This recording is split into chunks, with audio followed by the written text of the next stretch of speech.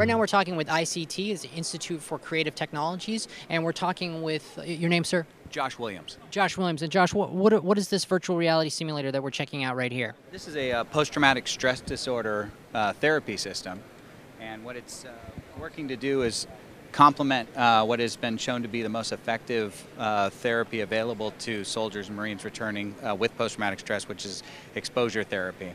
So exposure therapy is traditionally done with the imagination. The soldier or the Marine is closing their eyes and recounting their story as if it's happening again.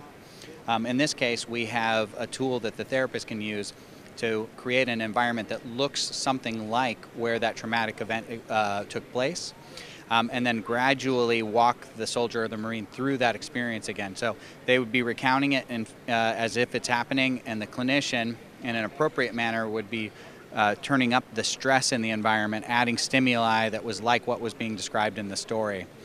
And this provides an opportunity in real time to relive those engagements in a simulated way and in a controlled and safe environment that'll allow for discussion and kind of. That's exactly the case, and by having that anxiety in that safe environment, they're able to extinguish the relationship between the memory of the experience and stimuli that they may encounter in their day-to-day lives.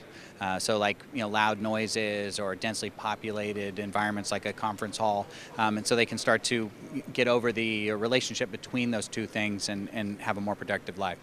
And I know that ICT, again, Institute for Creative Technologies, is associated with the University of Southern California.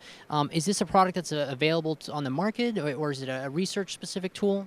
Well, we're a not-for-profit institution, so we mostly work on the basic research that is at the foundation of all of these applications. We work with some commercial partners to try to transition it out into the publicly available space.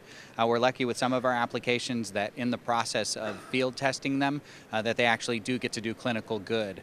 So for instance, this post-traumatic stress disorder therapy system is already located at 68 different places in the nation and overseas, and is being used by therapists to try to help soldiers that it might work for while it's undergoing clinical trials to prove exactly who it's helping the best and who it may be falling short with, so we can make improvements. And how long has this system been then made available to these various institutions? I believe since about 2005, so for about the past 5 years it's been growing in numbers of installations, and once the clinical trials get back next year sometime, we should be able to do a much wider distribution and a much more targeted deployment. And has the feedback been strong from returning soldiers that this allows for an easier way to deal with these types of situations? Yeah, the feedback's been incredibly positive. We've also been lucky enough to find out in our initial trials that it's as good as imaginal therapy for some folks, and is reducing the number of sessions necessary by a third. So if it was taking 15 sessions, now it's taking 10 or 11 sessions for them to complete the therapy. Another example of simulation working in a real environment to help in new ways. So thanks, Joshua. I really appreciate it. Nice talking to you.